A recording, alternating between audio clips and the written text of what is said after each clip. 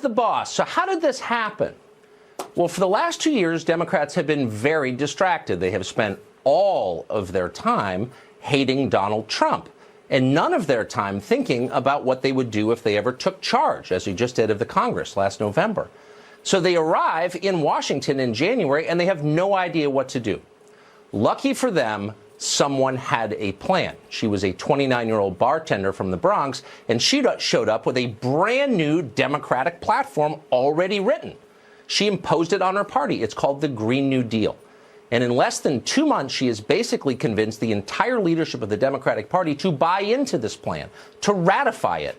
It's a perfect plan. It would shut down the entire American economy except for the hedge funds that fund Democratic campaigns. Absolutely perfect. There's only one downside. The plan, if enacted, would cost, some estimate, more than the entire global GDP. Not the GDP of the United States, but the GDP of the world. It's pretty expensive. But it doesn't bother Ocasio-Cortez at all. She doesn't care. Listen to her describe her reaction to the bean counter's description of this is too expensive. Here's what she says in response. Our planet is going to face disaster if we don't turn this ship around. And so it's basically like there's scientific consensus that the lives of children are going to be very difficult. And it does lead, I think, young people to have a legitimate question. You know, is it okay to still have children? Is it okay to still have children? Well, I don't know, Alexandria. Can we? You're the boss now. If you say we can't reproduce the species, of course we won't. It's your call. My gosh. It's a measure of how cowardly and passive everyone's become all of a sudden that a chorus of right-thinking Democrats hasn't told this idiotic windbag to be quiet and take a seat. Don't talk until you learn something. But, of course, nobody's done that. They're all too afraid of her.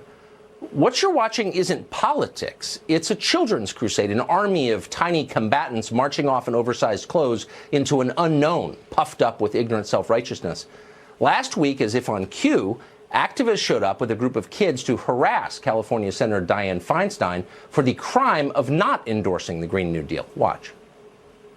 Some scientists have said that we have 12 years to turn this around. Well, it's not going to get turned around in 10 years. What we can do, Senator, if this doesn't get turned around in 10 years, you're looking at the faces of the people who are going to be living with these consequences. The government is supposed to be for the people and by the people and all you know for the what's people. interesting about this group is I've been doing this for 30 years. I know what I'm doing. You come in here and you say it has to be my way or the highway. I don't respond to that. Any plan that doesn't take bold, transformative action is not going to be what we need. Well, you know better than I do. So I think one day you should run for the Senate. You almost feel a little bad for Dianne Feinstein. This is not the politics that she joined. When Dianne Feinstein became a U.S. Senator 27 years ago, the Democratic Party was still sort of tethered to reality. They cared about the middle class, or said they did. They wanted a secure border. Dianne Feinstein made that case herself.